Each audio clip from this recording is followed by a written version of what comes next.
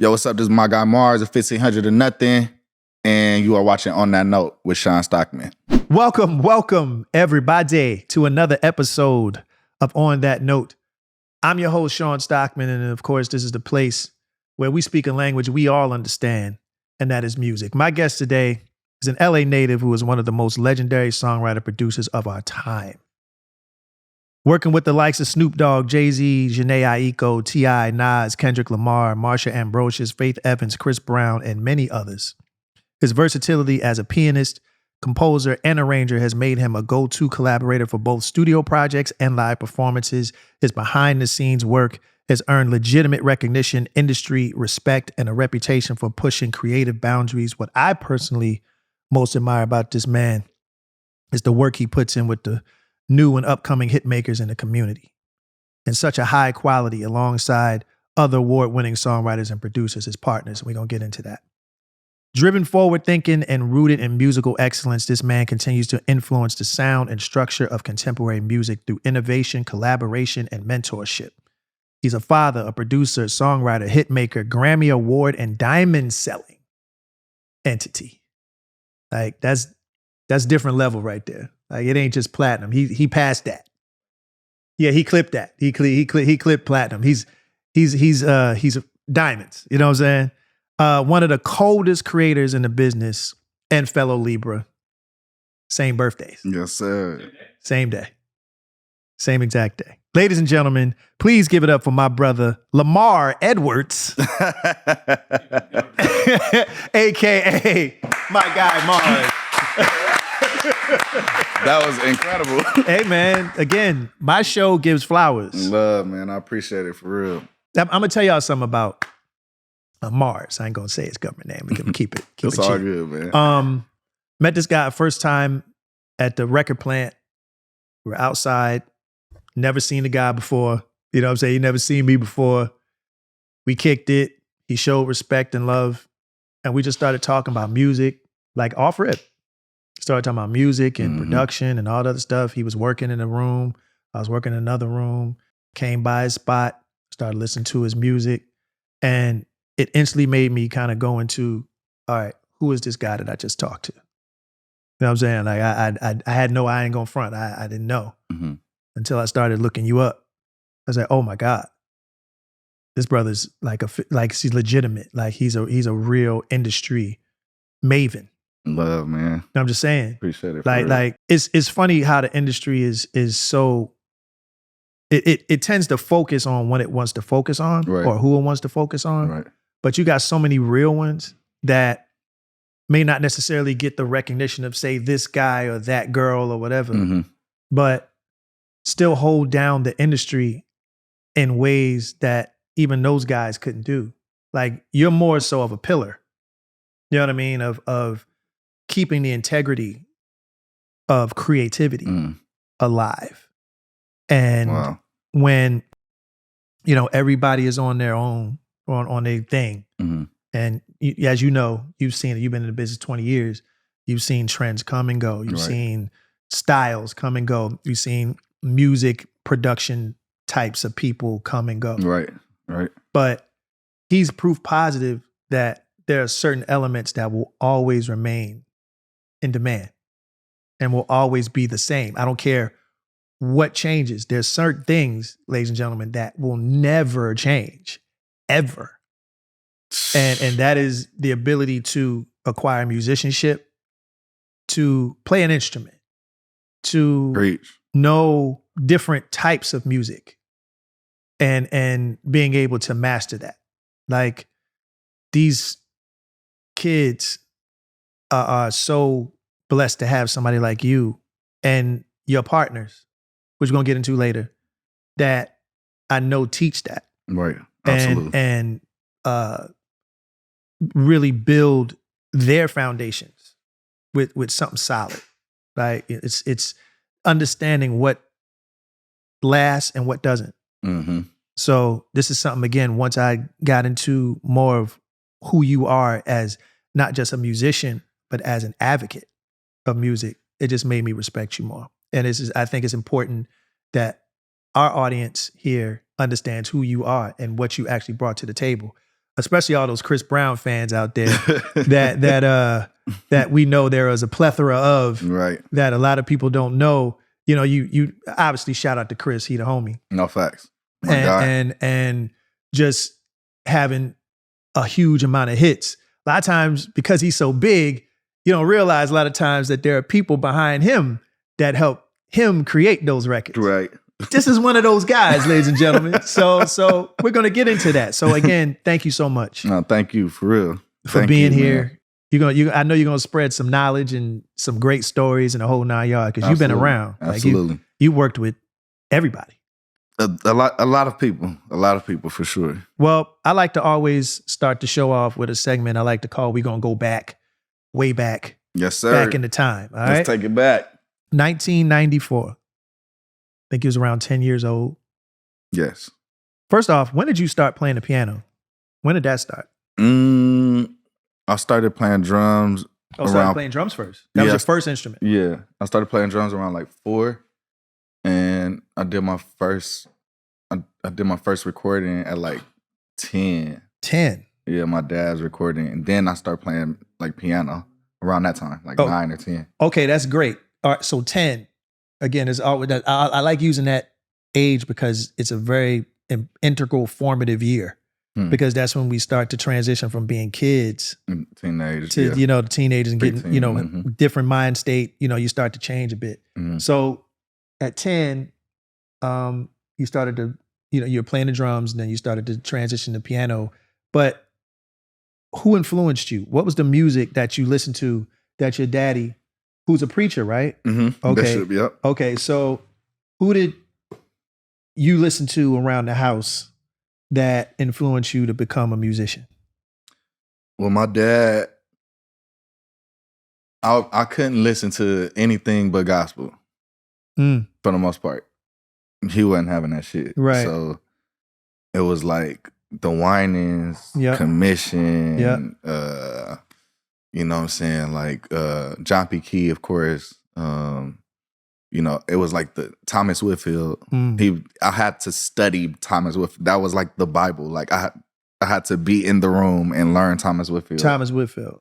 Yes. My dad would be like, if you want to play the piano, go learn this. Right. To the point where I'm like crying in the room. Like I don't want to go ask him the chords. I'm just like, I can't figure this out. Right. But those people like help shape, the foundation and like learning certain songs that had different chords and different things that I didn't hear as far as like studio production, opposed to just growing up in church hearing the same, church sound. Right. And increase your IQ. Absolutely. So yeah, I think those artists were like the main artists. And then I'll be able to listen to some like Anita Baker, like if I'm riding with my mom on the way to work. Okay. My mom is the one that's like, she cool. Like not that my dad ain't cool, but my mom would like my mom bought me the D'Angelo album. Oh, okay. You know what I'm saying? My mom bought me Angie Stone. My mom was buying me. Now I think Brown Sugar came out in 94, if I'm not mistaken. 95. Yep. 95, yeah, that's right. So like my mom was buying me like, music to contribute to my musical vocabulary. She didn't know. Yeah. But maybe she did. Because she's not, like, all right, don't tell your dad, but you know what I'm saying? Right. So I had a great balance of basically gospel and like, a lot of jazz, R&B, like, Yeah. But what a lot of people don't understand is that that's where a lot of the R&B comes from anyway. A lot of these older R&B producers, songwriters, singers, we all came from the church. Absolutely. In some respect. I think that's why a lot of the records from the 90s and everything still has so much substance and soul, because it had that beef. It had that spirit of those gospel chords, those turnarounds and all that other stuff. You know what I'm saying? So that's what makes the quality of music, play. As a matter of fact, I want to say I think you did a live where you still hit the B3 at your daddy's church, right? Yeah. But first off, tell everybody where your dad's church is for those who want to worship.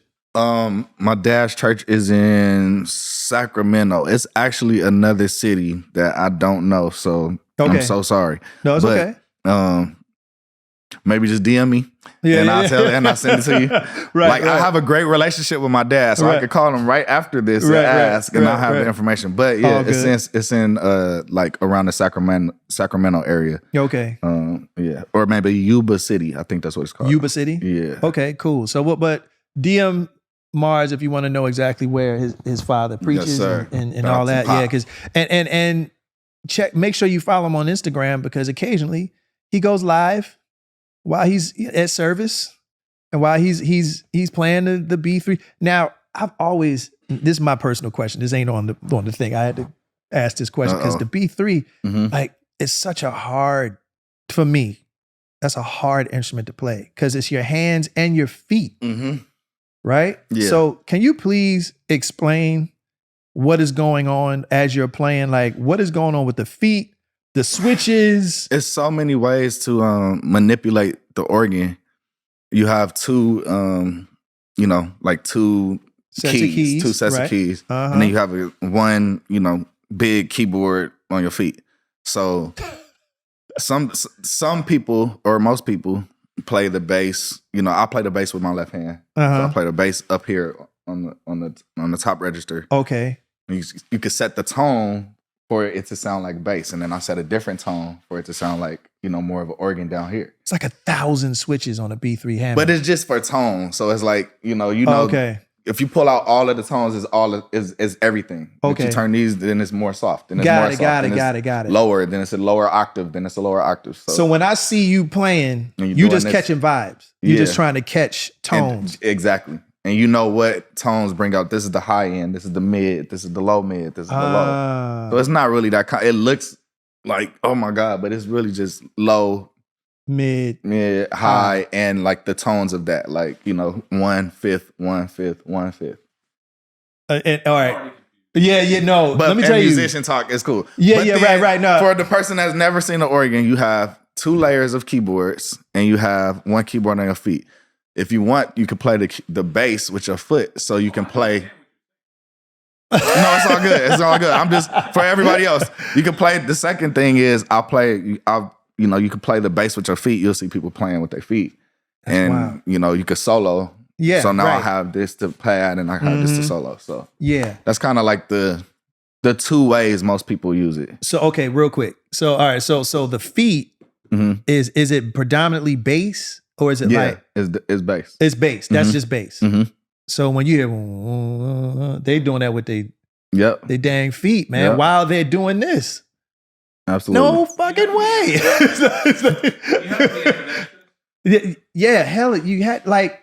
Man, you have to have a father that will sit you on the organ when the lady donates it to your church and say, hey son, get off the drums and come play this organ. And I've never played it ever. Whoa. I've been practicing the piano, but I've never played the organ. Does your father play? Yes, he plays. Okay, he plays. Okay. So he basically threw you in the fire. Exactly. So I'm sweating bullets, and ever since that day, I was like, I went to the church every day and just kept practicing. It's an amazing thing to witness a brother like him and other people that know how to really play that organ. It's some of the most beautiful, heart-wrenching sounds. Man.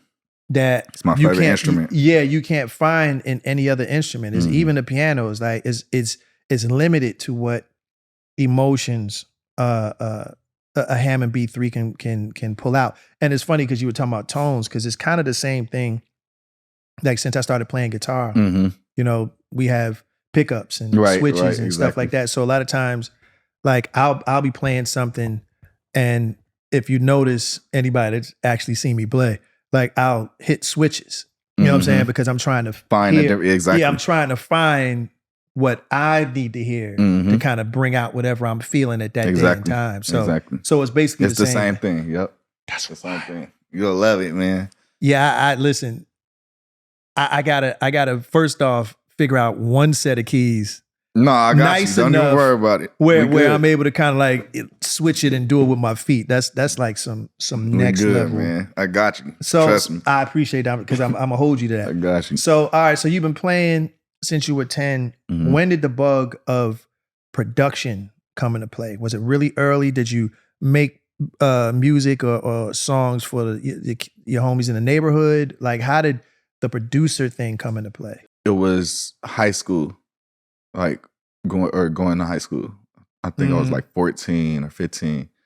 And that's when I start, as you get older, you know, going to other schools and you going to school, people got Walkmans and they playing stuff and playing, like, you heard this new song by this person? So I'm like, I've never heard nothing from nobody because I can't listen to it. So I'm getting put onto all this music. And when I first heard, what's that Tribe song? Why? And you call my car. Which one? Find My Way. Find My Way. When I first heard Find My Way, it literally changed my life. Yeah. It was that song. Then it was We Can Freak It. And We Can Freaky? We Can Freak It. We Can Freak It. Yeah, by Corrupt. Yeah. Man, those two songs came out in like this era. Yeah. And I was just like, where is this music at? Like, why? Like, you can do this? Like, I didn't even know this was possible because it was a whole world of stuff I haven't heard. Yeah. So that's what like really intrigued me. And then back then, I'm going to Walmart looking at the back of the albums and I'm seeing Jay Dilla. All the stuff I'm liking is like Jay Dilla. So that's how I like literally started making beats, was going to the studio. I mean, it was my studio. I was going to the church. Right. And just playing the organ. The studio. I did, I'll meet y'all at the stew after school. Right. I'm at the church, 3:00. Just trying to figure it out. And that's how I started making beats. Just being there, trying to, emulate and trying to, make stuff that I've heard. See, that's Libra energy right there. I'm gonna tell you why. You know why? Because he didn't have to learn it as a child. It didn't have to be in his spirit as a child. He picked it up and instantly obsessed over it. Right, facts. That's Libra energy. Like that guitar. Right. It's Libra energy. Like I'm telling you, we when we fall in love with something, we fall deep. That's real. To the point where it's like, yo, this is all I want to do. That's real. Like all day, every day. And it's crazy because knowing and hearing your production, I would have swore you were listening to like Sly Stone as a kid and Parliament Funkadelic. And that wasn't until later. And then that's it's crazy you say that because that was like after I found out my dad was listening to all of this stuff. And I'm like, well, nigga, why you didn't tell me? Do as I say, not as I do. You're going to deprive me of the good stuff and just, Right. So, yeah, like that's when I learned, oh, yeah, son, I used to listen to Earth, Wind & Fire and Sly Stone and you need to hear this. And DJ Rogers, and that's how my dad was cool with a lot of these people. Right, Uncle D, these was my Uncle DJ, Charlie crazy. Wilson. Charlie Wilson, DJ Rogers joined my dad's church. So imagine like hearing that type of music and that singing, like growing up. I had all the highest quality of either in my face or through the speakers every time. Yeah. So it was like I couldn't be nothing less than. There's something about that. We was just talking about this in a previous conversation. It's something about being in an ecosystem of greatness. It just begets more greatness. Facts. So it's like when you're amidst, that's why I always like being around musicians and people that are better than me. I was just about to say that. You are who you hang out with. So it's like when you're around those people, it's almost like it permeates. Facts. It's like when you're around that type of energy and stuff like that, you can't help but to pick up something. Exactly. You know what I mean? It's again, another prime example. Kids, you want to be great at something? I don't care if it's crocheting. Be around the greatest crocheters you know. That's real. And you will learn how to be great just like them. I'm telling you, it's got to be studied if it hasn't already been studied. No, that's real. You know what I mean? But okay, so you're around the Charlie Wilsons of the world and you're producing and all that other stuff. You already live in LA, so I'm in Lancaster at the time. Okay, so. But still the Cali area, that Los Angeles County. Like, it's easy for you to drive a couple hours down and hit a lick, find somebody, run into somebody, whatever.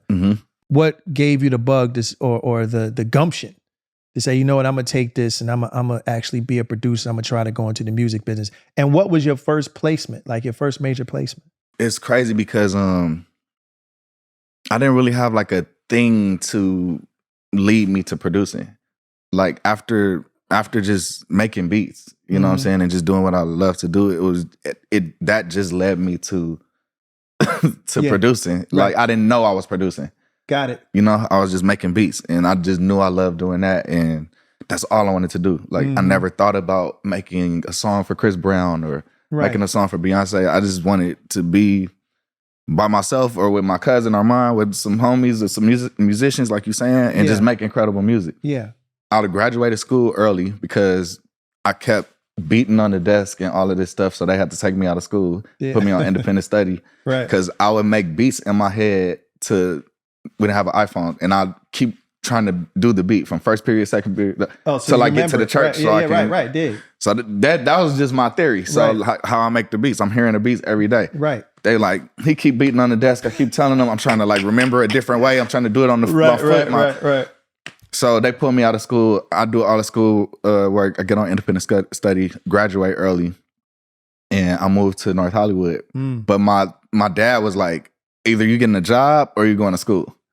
So I applied to the Musicians Institute just so I could have like somewhere to go. Sure. You know what I'm saying? So I'm like, yo, Dad, I got accepted to the dude. All right, yes, you know, whatever. So long story short, I come down here, and in that first week, I set up my bank account. 17 years old. I'm setting up my bank account at Bank of America.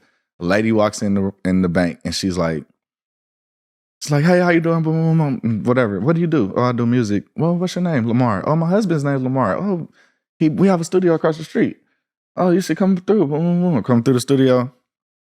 I just see all the keyboards, and I just start going, just playing the keyboards. She was like, if you give me a CD, we had these things called compact discs back in the day. Called CDs for short. If you give me a CD with 12 beats, like if you can give me a beat every month, then you can have the studio.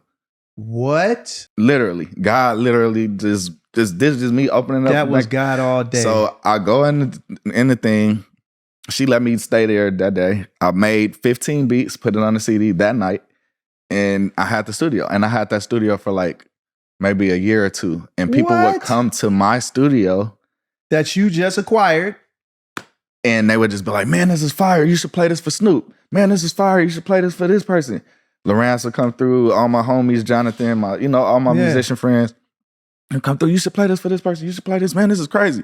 I'm like, I just want to do this. Like, I'm cool not being bothered. Like, I just like this, you know? And then Lawrence one day was like, no, just come with me to Snoop rehearsal. You gotta play this for Snoop. You gotta play, you know what I'm saying? And that's how the journey started.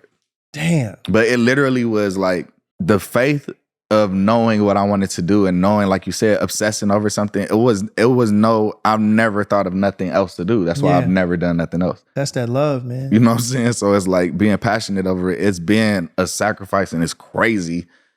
But I think the work, when people forget about the work, like they always say, oh, I got faith and I believe in this and God is going to do it. And it's like, God waiting on you to meet him. That's right. Some of the way. Faith without work is dead. Yeah. So it's like, you got to do the work. And I didn't know I was doing all the work. You know what I'm saying? Wow. And that's how all of these things became into me, producing. Then I had to learn what I was doing. Yeah. So now that I'm doing it, I'm like obsessing over it. Okay. What is the music production? What is vocal production? Right. How do you write a song? How do you... Right. You know what I'm saying? So... Okay. So, all right. With all that, when finally was your first major placement? That came 2005. We were Bobby Valentino's band. Poon, shout out to Poon. He's seen us at First AME, where we was the band playing at church. Yep. Mm-hmm. See, that's why he blesses sometimes being church. Right. And he's seen us play. He's seen us playing, and he like, oh, I need a band for Bobby Valentino. We did the showcase, and we didn't have a name or nothing. And he was just like, yeah, man. So, he loved it. Oh, how much? 1,500. All right, what's your name, man? Hey, look, bro, 1,500 or nothing. We need our bread. And then from that day, 1,500 or nothing was born. Right. Then it was just like all of these things. I was going to ask you where that name came from. All of these things happen from God just blessing us because we were working. We didn't know what we was doing, but we was working though. You know what I'm saying? We didn't know where we were putting the work, but we was doing the work. And it was all a labor of love too. Absolutely. Because nobody wasn't getting paid. We just love doing it. That's why we getting paid so much now. Right. Because we already did the sacrifice. That's you know right. what I'm saying? Like, That's so, right. Or you know who to, you know, grant those things to, you know what I'm saying? But yeah, that's how that whole thing happened. And, praise the Most High Christ. That's awesome. Man. Yeah, man. God is amazing. Yeah. So 1,500 or nothing. Mm-hmm. The gang. Yes, sir. Well, please list the folks that are ahead of this amazing Sound Academy. I'm gonna list the OGs and the people that I can remember. So it's really like 1,500 people in 1,500 at this point. Okay, but we're gonna start with the OGs. It's Bam, myself, Lawrence, Alex, Jonathan Powell, Thundercat, Brian Warfield, and then we could throw in BJ, we could throw in Scooter, we could throw in Bad Luck, Jizzle, who was Lady G, James Fauntleroy, Uncle Chuck, of course, rest in peace. Los, of course, rest in peace. Nipsey Hussle was the only person that came to our first 1,500 meeting. He was the only artist that came to a production meeting. I heard this story.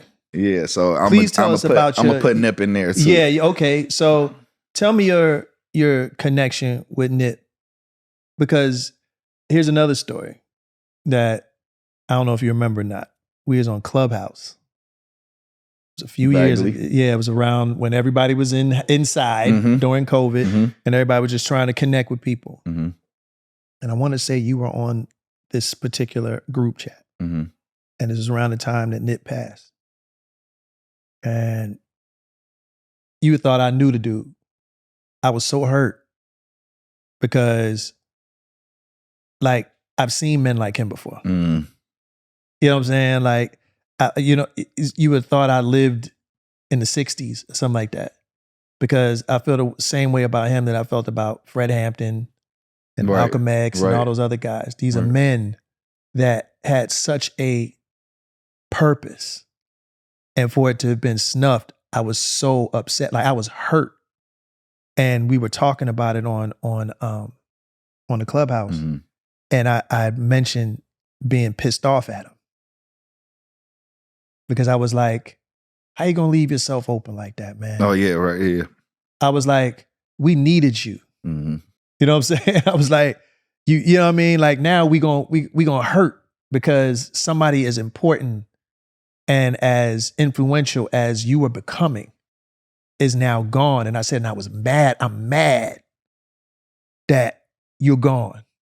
And I think you were on the phone on the same chat. And he was like, I understand.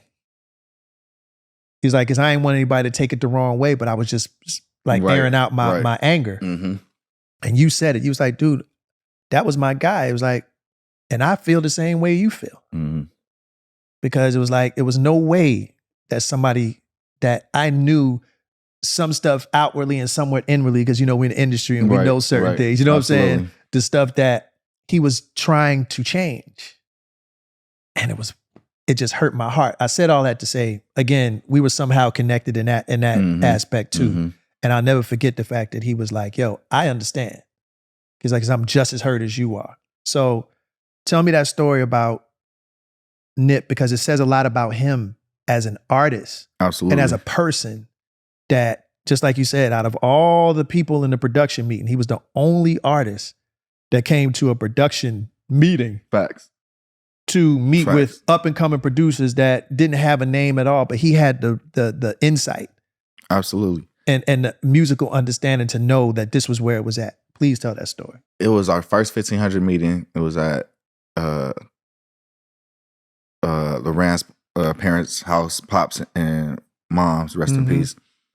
What we were doing was reaching out to the people that were like our homies, our big homies that was already in the game, and seeing how they can share knowledge with us and how we could share whatever opportunities we had. So it's always been that, but that was like the start of it, you know? So we got Jelly Roll, Battle Cat, you got established producers, and then you got us that's like, you know, like trying to figure it out. Nip is like, he's right in the middle. And if you think about it, he worked with all of the people in the room.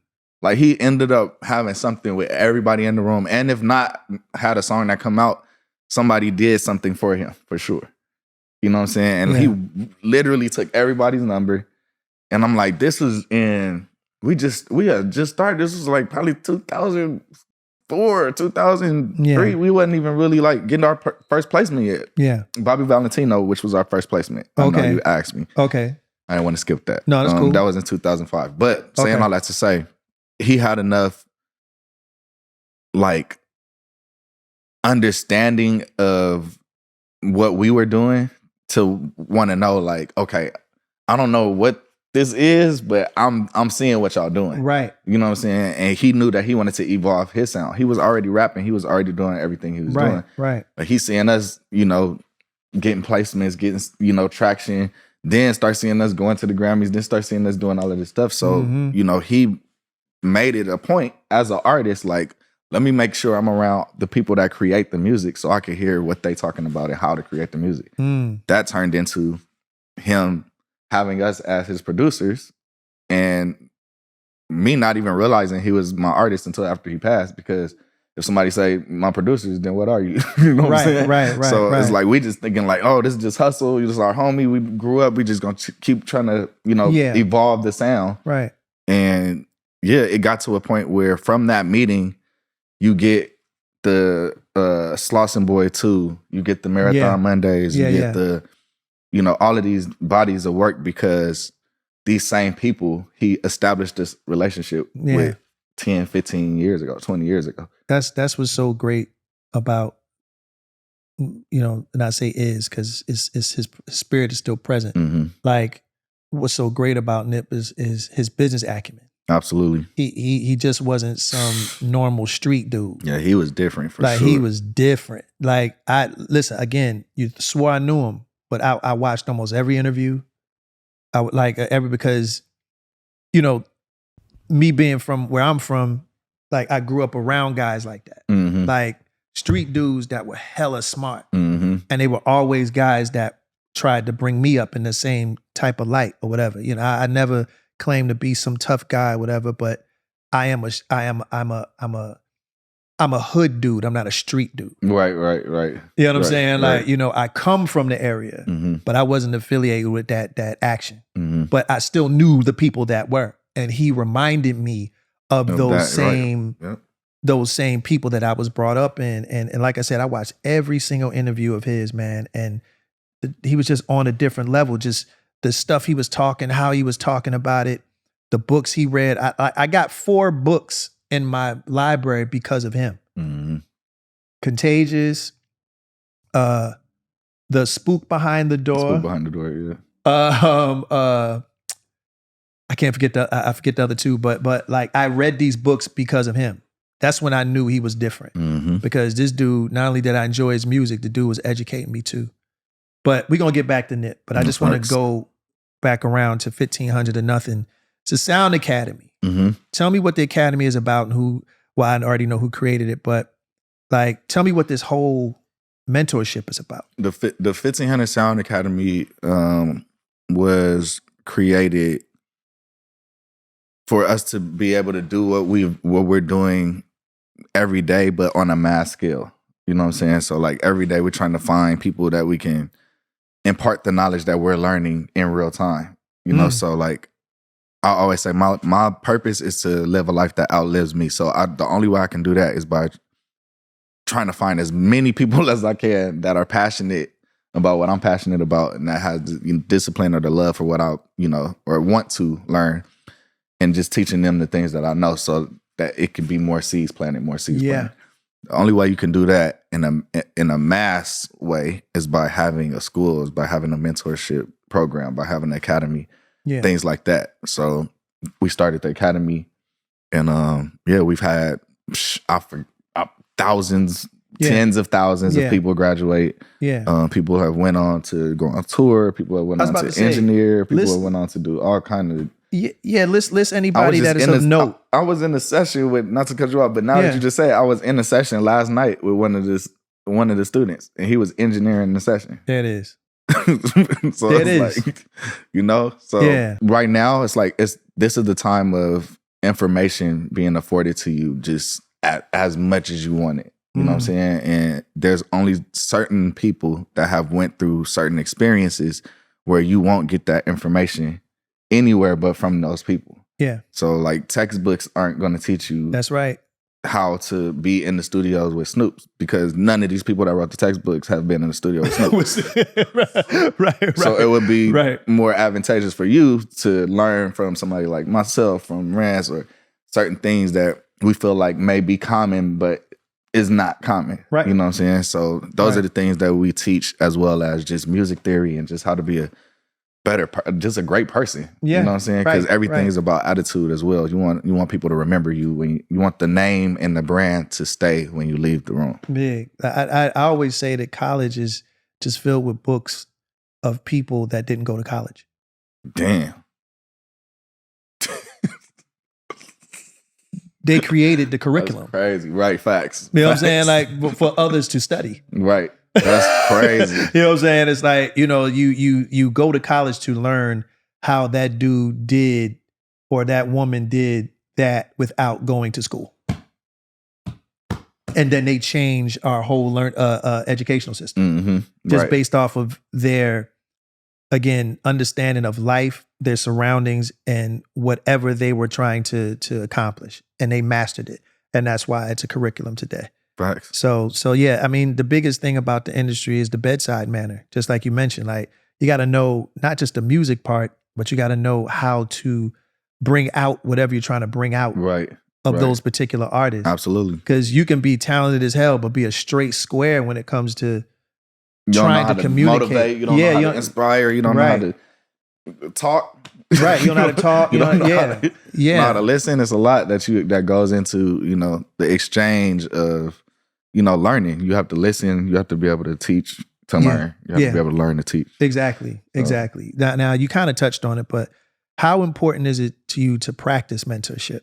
Like in this day and age, especially now, where the industry is kind of like the wild, wild west, and everybody's doing everything and not really getting the understanding to not just make music, but make good music. Right. And not just good music, but good music that'll last longer than a summer.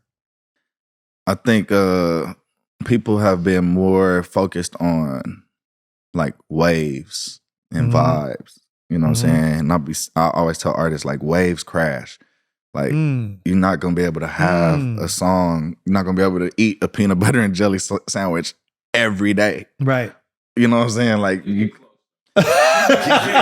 can, but I mean, like, your health isn't probably going to be too, good. And then in addition to that, it has, but guess what? You ain't ate it every day for 45 years. Right. That's what's crazy. Right. When you get the same thing, after a while, it starts getting redundant. After a while, you start getting sick. Right. After a while, it's just like, it's not fun. Like, and you start tasting nasty after a while. Like, damn, another peanut butter and jelly sandwich. Yes. And this is how music has been, for over the last 10 years. Just because the people that are making music and the new people that are making music, I like to say, like, I'm proud that people are not like breaking into my homes and they're doing something else with their time. Yeah. But if you're going to like go into this field, it would be cool to like study and like try to see how you can evolve in this field. Yeah. Instead of just doing the same thing. So that's how I got to even doing my own music, because I just got tired of cussing everybody out here. Like, everybody keep making the same song, the same tempo, the same song, the same tempo, the same song, the same tempo. It's like, I mean, and you've made a lot of great records. One of those being, I mean, you made a lot, but we're going to get into a couple of your hits. One of them being, all right, Chris Brown fans, are you ready? Okay. He made the song that probably gets the most views on social media because of the segment of his show. Most virality, for sure. Yes, for sure. This gentleman produced and wrote the song Take You Down alongside the Underdogs. The Underdogs, yeah. Okay. So, everybody, if you've seen the Chris Brown viral moments when he has a young lady on my bad. On a Chase lounge. And you know, he tends to you know, entice her in certain ways that gets the crowd going. Yeah. Okay. He created that record. Now I saw little clips of you explaining how you came up with the chord structure, the Don Cannon, with Don Cannon, Peace to Don Cannon, fellow Cannon, Philly native was good. Sir. So explain how that song evolved into this phenomenon that Chris grinds to women on. That gyrating song was it was a thing, man. I had the beat in my head. I never really like explained it all the way, but I had the drums in my head already. Mm-hmm. I not the chords, but just the drum. Yeah.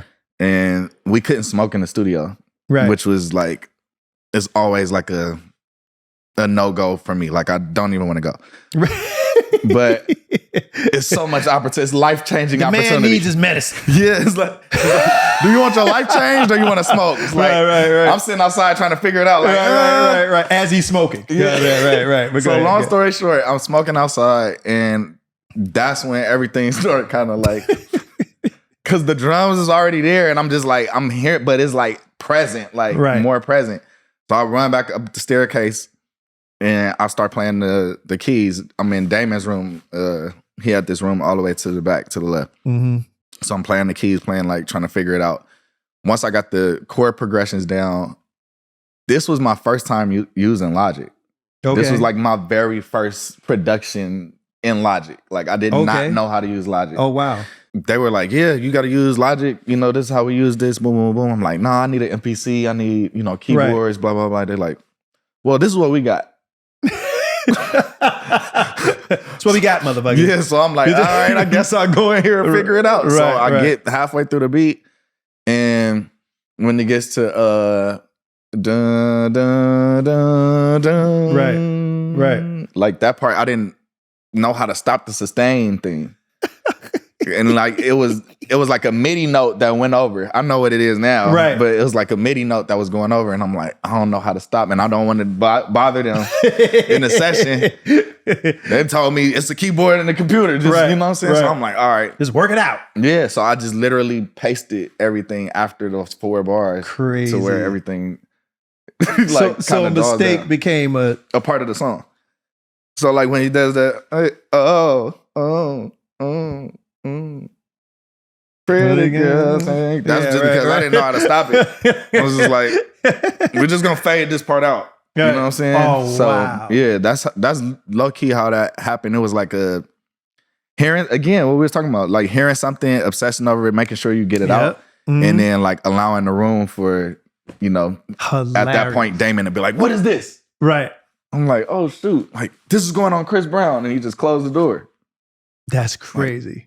I didn't believe him, but yeah, it happened. And there it is. And now he's taken down many young ladies on that couch thanks to this guy. Dancing.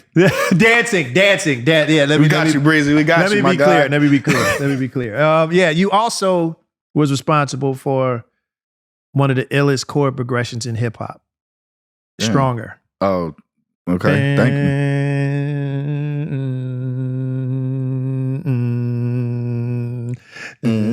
Oh gosh, that come on, man. Stronger,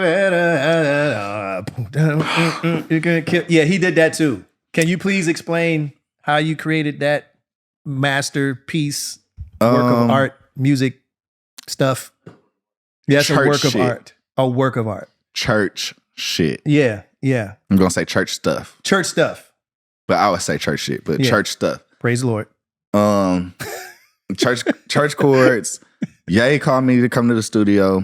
Shout out to DJ Reflex. He told Ye about me, and he had me come up there, and I literally come to the studio, and he's playing the Daft Punk song, like before he chops it up. So he's just playing the song, and I've never heard the song in my life. So I'm like walking to the studio, and he like, oh, what's up, Mars? And but he like so like stuff. Yeah, and I'm just like, okay, this seems like a nice smoke break time. Like, you know what I'm saying? So it's just like, all right, I'm gonna be outside. Right. I walked outside, smoked, and then I'm hearing him like taking parts of the song. Like you know, like the song is playing, and then it's just like, wait, strong, faster, stronger. Like I'm hearing him chop it up. So I'm like, what the fuck? So I go in the room, and I just watched him make the whole beat. Damn, that shit was crazy. Like that was one of the most craziest experiences. That's amazing. Not only just watching him create it, but in addition to that, we was talking about like obsessing over what you're doing, right? Mm-hmm. And like I'm saying, like how I didn't know I thought I was making beats, but then I turned into like, oh shit, vocal production, oh songwriting, music production, yeah. So we get to that point, and Ye is like, this nigga ordered 6 different speakers, 6 different big speakers to put in the other live room so he can hear the mixes on every single speaker. It might be a little drastic, but me seeing somebody do that and seeing how much he obsessed over something, I'm like, bro, I wouldn't even think to do that. Yeah. Just to even know, like, okay, all right, it sound like this on this one, or it sound like this. And interesting. They taking notes on all the speakers, like what, you know, it goes. Yeah, what frequencies, right. So if we fix it right here, then all the speakers, it'll sound better if we just do this. Or if we do it. He's on that type of time. I'm like, what the fuck? He bringing in difference. They just keep bringing in speakers and play the song. Wow. Even when he did Good Life, I never told this story. Even when he did Good Life, I watched him bring like 11 people. I think the T-Pain one was like the 11th version. Like he gave the song to Joy Campbell. He got a song to Tony, his cousin. He got so he would just make the CD, like he wants the best hook. Right. Here. Everybody here you go. Right. You know what I'm saying? And like whoever got the best win. And it's like that kind of like evolved my way of thinking as far as like being innovative, because it's like, okay, well, what aren't people doing to create a certain thing? Or what, you know what I'm saying? How far can I take this thing? Right, sure. And once I seen that, it was like, oh, okay, it started making me think a different way. You know what I'm saying? Yeah. Him turn a snare into a hi-hat into a snare.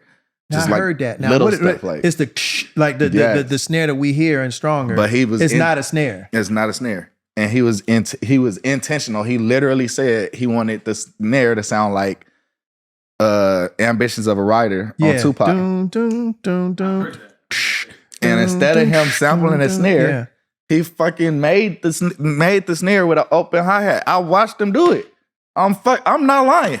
This is it's crazy, bro. And when you see people do stuff like this, it make you like, it confirms where you are and that you're supposed to be in these rooms. But then again, you got to be around people that are greater than you so you can become that much more greater. Yeah. I was just able to just be grateful and learn. I forgot I was there. And then by the time he got the shit going, he like, hey, Mars, you hear something? Right.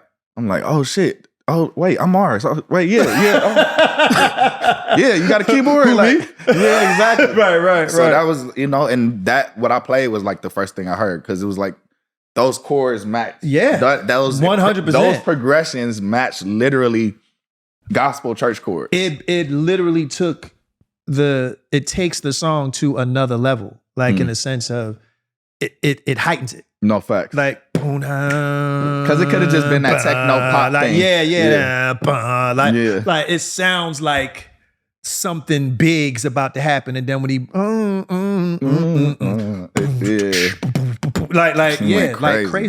crazy, dude. Like crazy. Again, you can't escape that soul that you only get from gospel influences, from those chord progressions. Absolutely. They resonate throughout the entire planet. Fact. Whether you've never been to a church ever in your life, that's the power of the frequency of certain soul music. Yeah, facts. Because it stirs you. Facts. And it feels good no matter what country you're from. Mm-hmm. So again, kudos to you, brother. Thank you. I appreciate it. Okay, let's get into the Nip records. Okay. That you were involved in. Dedication is one of my favorites. It's funny because the beat, I ain't gonna lie, I didn't do it that well, but I tried to emulate it. I did. I tried to emulate it. It didn't come out that great. You will never hear it. But I love the spacing of it. Like, it's not a lot going on. It's more so just the kick and the snare and the chord progression, the space that allow a Nip to rap and then Kendrick do his thing. It complemented both styles. What other tracks did you do? Because I don't want to give it all away, but what other records did you do for Nip? I've done some stuff like that people probably don't know, like I just found out the the Crown. Not because I had to go back, like, sometimes you like, wait, I'm listening to something, I'm like, wait a minute, this sounds familiar. Like, oh shit, I did this. Yeah. But it's too much song. weed, Mars. Too much weed. No, it's too much music. The weed is fine, trust me. The weed is fine. No, the weed's fine. I'll let you try it. I got you. Leave the weed alone. Yeah, my guy OG. The weed is fine. I'm Mars. Right. It's fine, I'm telling you. Yeah. Don't touch my weed. But yeah, see, what were we saying? Yeah, you see? That's because I ain't smoking. Right, but all right, so you did Dedication. Yeah, so yeah, no, I think it was called, it's called The Crown. It's a song I did called The Crown. Okay. And then it's a song that I did on one of my very first mixtapes or second mixtapes. And it's out there somewhere. I think it's on YouTube. It's called I'm About My Grind. Okay. And it was a song that, like, I was just doing, just trying something, just putting out stuff on my mixtape, like doing a mixtape. And everybody was on the song. Everybody from 1500. So Jay Black. Dope. Excuse me, I left Jay Black out. I did not mean to leave Jay Black out. Okay. But Jay Shout Black. out to Jay Black. Yeah, shout out Jay Black. Rance is on there. Alex is on there. And then Hussle walked in the studio. He like, hey, cuz, what's this? I'm like, oh, this is just something we working on. He like, no, I need in on this, cuz this shit hard. So he went in and did a verse to it and let me put a song out for my first mixtape that people don't even really know about. That's solid. You know what I'm saying? So it's like, it's stuff like that happens to where, fast forward, when people are like, yo, I want to work with Nip and da-da-da-da. He like, all right, for sure, yeah, it's cool, but, just get the music to my producers. He understood his value and he understood, like, what he had. You know what I'm saying? Like, he knew, like, these are the people that understand my sound and these are the people that understand, like, how to sonically convey what I feel and what it should look like. And he made sure y'all were in a position to be respected in whatever capacity. And if Alchemist come in the studio, yo, these are our producers. Oh, if this person come in the studio, if somebody send a beat, Swiss Beats send the beat. Hey, Swiss just sent the beat. We on the Bend Down record. We on there doing all the extra. Right. You know what I'm saying? Bass, Brody playing bass. We playing because Nip wanted to sound like it looked. That's he always used to say that. Hey, gotta sound like it look, cuz. Gotta sound like it look. You know so smart. So smart. Yeah, man. That's that. It's so important. It's a reason why. And honestly, this is the only label in the history of labels that actually has the moniker of a sound, which is Motown. When you hear the Motown sound, facts. Instantly know what we're talking about. Facts. Damn. And apparently Nip was again trying to get to that. He understood that I'm Nip. I have to have a sound. Facts. Like, so whenever you hear a Nip record, it sounds like this. Facts. So expensive LA music. Expensive LA music. Because I'm gonna tell you, like, I love Crenshaw, and it's one of my favorite records he did. I don't know if you want to, is that a mixtape? Do you want to call it a mixtape? Was it like, yeah, it was a mixtape, but I mean, it's a project. I just call them. Yeah, it's a project. Yeah. I mean, it was. I loved it. It was dope to me. But Victory Lap was some of the most. It just sounded rich. Like every track, like it seemed like y'all took care of every sonic component of that album. Like it sounds so clean and soulful and analog. Like it sound like an old Dre record. No, man. Like it sound like a Chronic, like the Chronic, but because when you listen to the Chronic, or when you listen to like say 100 Miles of Running or something like that, it has like, a certain energy. Yeah, it's the quality. Yeah, facts. Of the tracks that made it sound so heavy. Mm-hmm. You know what I mean? Like it wasn't just some nigga rapping. Right, facts. You know what I'm saying? Facts. Like it had a poignant message to it. And again, Nip being his style almost seeming like you could see him on a podium. You know what I'm saying? Or on a lectern, rapping these lyrics. You know what I'm saying? Like, facts. It sounds like he's not rapping to you, he's talking to you.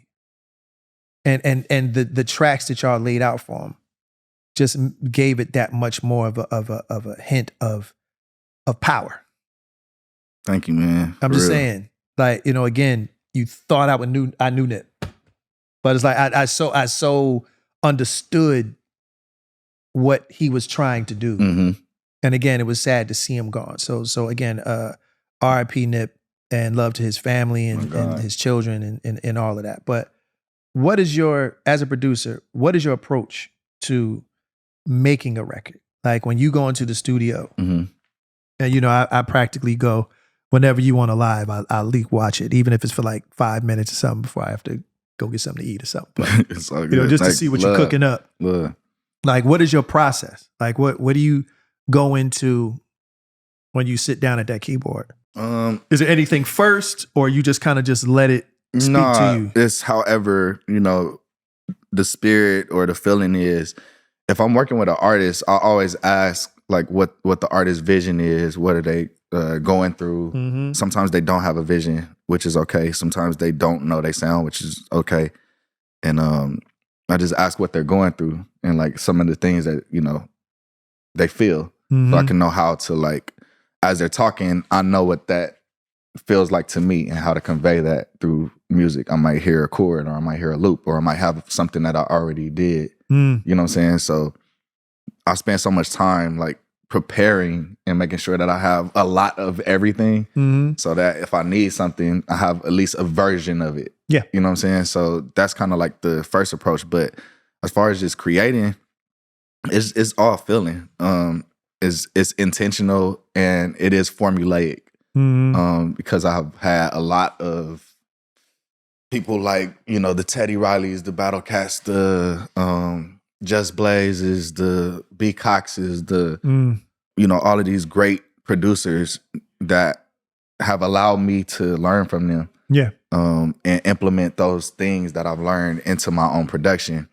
And just knowing how a song should sound and like, you know, what has been successful before. So it's a real formulaic way of keeping things free, but keeping them within these formulaic ways. Got it. You know what I'm saying? So it's fun to just have whatever and then know like, okay, what to do with the whatever. Yes. You know what I'm saying? And you use that same approach with not just a particular song, but with a whole body of work as well. Absolutely. Okay. Because it's important to have an understanding on what it is that you're doing and why and the intent and all of those great things. Like, I mean, listen, I could talk to you for hours. You know what I'm saying? But, you know, and we might have to have a part two. No, facts. It's all but good. But you have new projects coming out. Yes, you sir. have stuff working on. Please tell us what you're getting into. I have a project coming out very soon. It's a nostalgic project. It's mainly funk, but very like 80s, 90s nostalgic. It's paying homage to like all of the music that I love. I love it. And using the exact instruments that they used and not trying instruments, to do, ladies and gentlemen, not trying to do the things that, you know, are along those lines, you know? But check this out, right? We're gonna get into some fun. Your top 5 favorite producers. Top of all 5 time. favorite producers of and all not, time. Not in the order, but just, you know, spit them out. I'm going Jay Dilla. Yep. One of mine too. Donuts. Going Battle Cat. Battle Cat is one of my favorites too. Going those snares, dude, that Battle Cat creates. Going Jimmy Jam and Terry Lewis. Come on. Family. This is, man. I'm going Teddy Riley. Yep. All right, I'm gonna say the fifth one's always hard. When I say Cat, well, it's not hard to me. It's gonna be me. but I got to make room for what I got to go back to the. Can I drop this? Nah, I'm 5. Look, so trying to replace me. He's like, nah, bro. He's like, I put myself in that 6. Spot. Right. Then I'm not in the top 5. No, I was gonna say I'll put Battle Cat and Quick together. Okay. For me, it would have been between Dr. Dre, Battle Cat, and Quick for that one.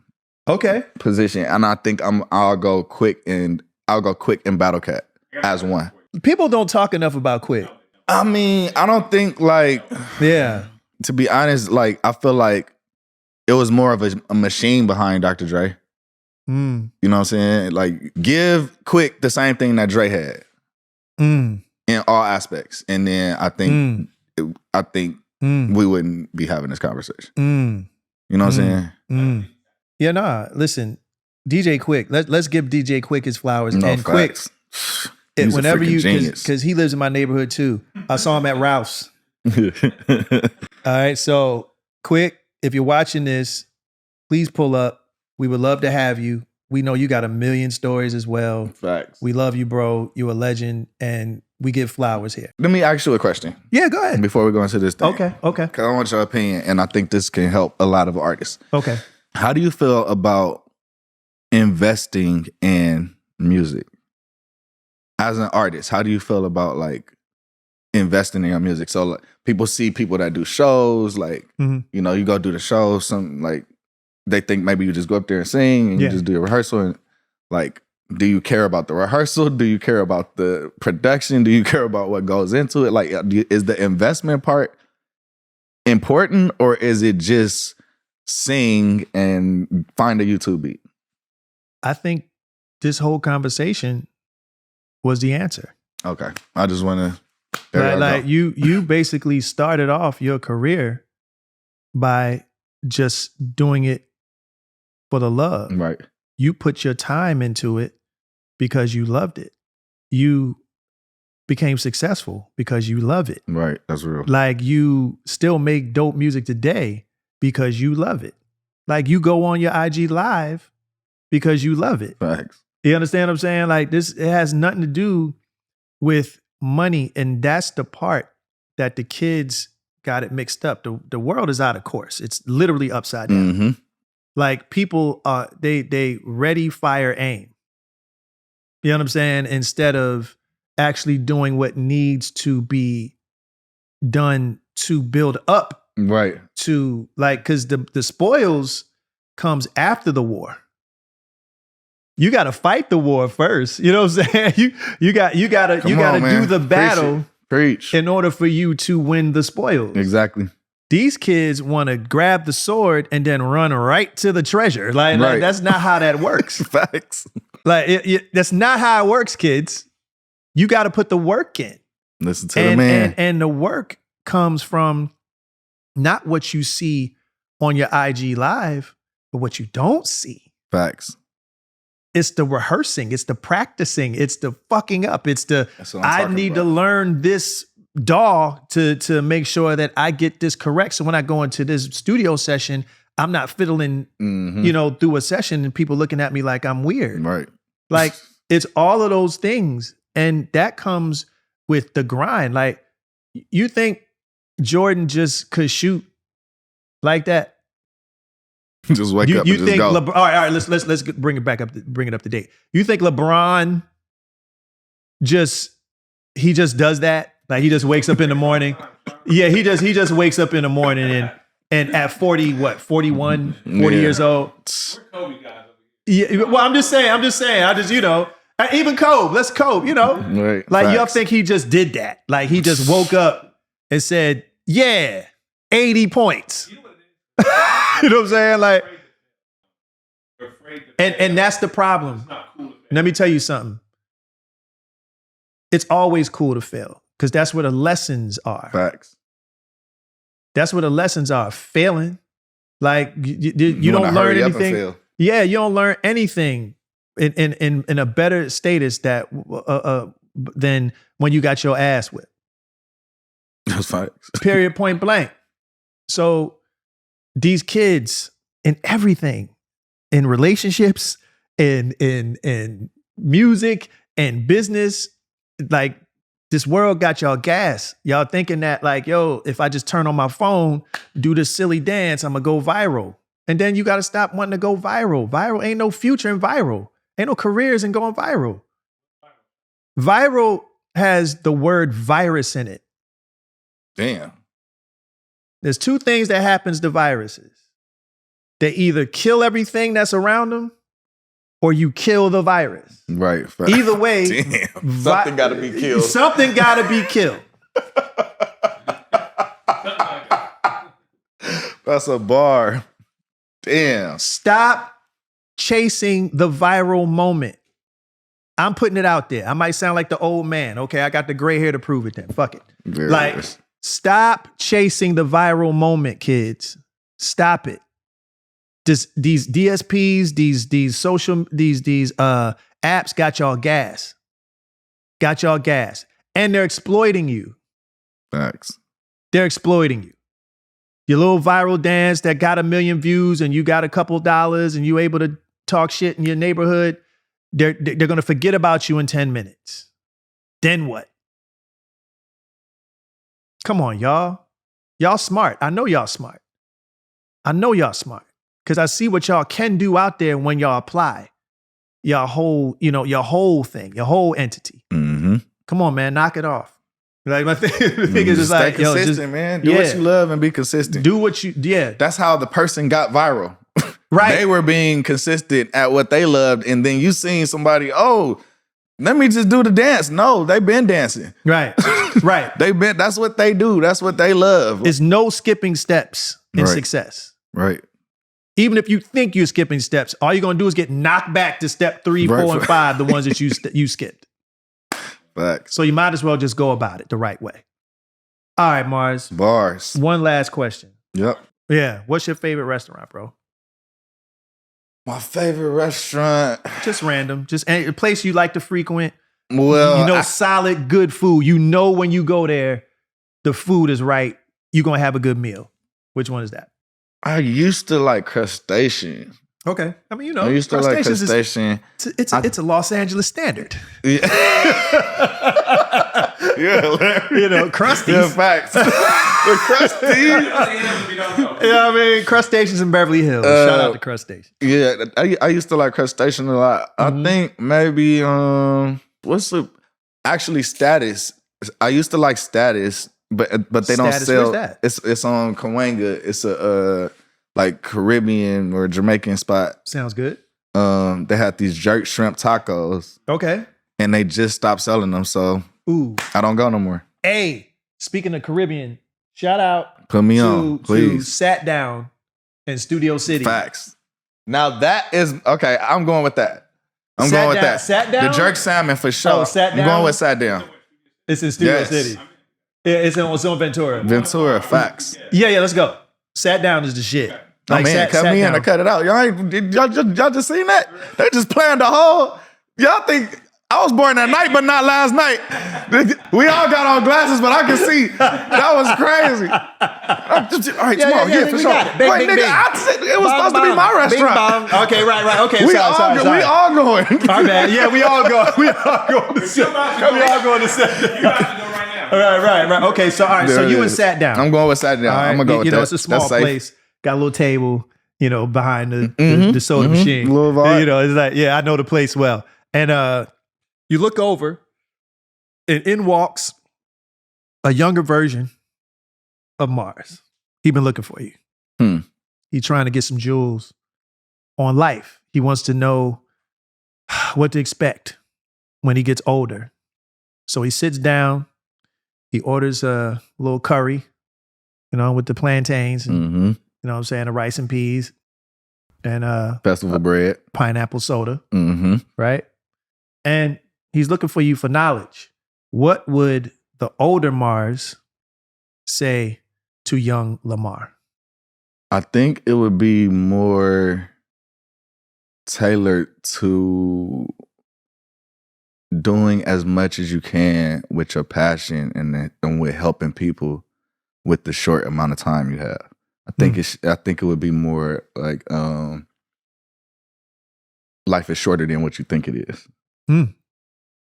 So, and I think me just realizing that, it just puts a lot in perspective. And like my son is 6 now, and we was talking about that earlier. He be talking to me like he the dad, but it'd be crazy because it's like it's just perspective. You know what I'm saying? It's just perspective. Like I wasn't able to talk to my parents. Like talk back. Right. You know what I'm saying? Sure. Anything is talking back. Sure. Right. Yes. You know what I'm saying? If it ain't yes or no, so anything. Yeah. Breathing. But knowing how to like not be confounded to things that you grew up experiencing, but knowing how to change the things for the better so that the next generation and the people that you influence won't experience those things. You know what I'm saying? I think that's the main thing. That's it. Like that's it in a nutshell. Ladies and gentlemen, it was a pleasure.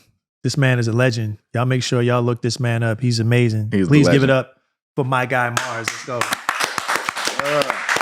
Now we're gonna do a little something different, because normally I end it off with a song, but he's a producer. So yes, I am. He brought one of the records that I told him I love and appreciate, mainly because to me, it kind of signifies partially what Mars is about. Like, he's able to make funk out of some of the most cleanest, simplest approaches possible. He came out with a single called LA Summer Nights. And if you guys don't know about it, please look it up. It's a bop. It's one of those joints that you can play in your car and boom, boom, boom, boom. Like, you know what I'm saying? Like, listen, I played it 1,000,000 times in my car. Like, I appreciate it for real. It's the richness.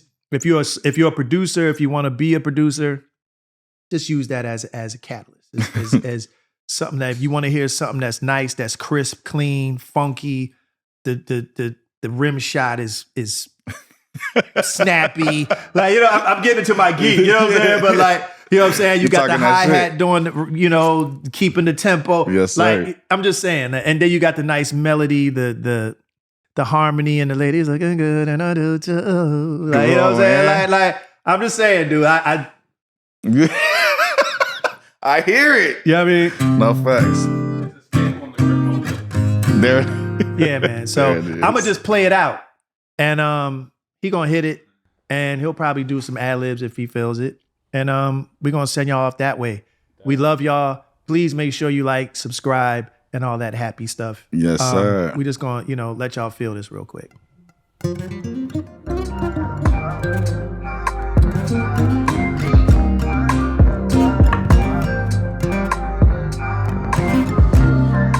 We got to do another version with that guitar. Oh, you understand me?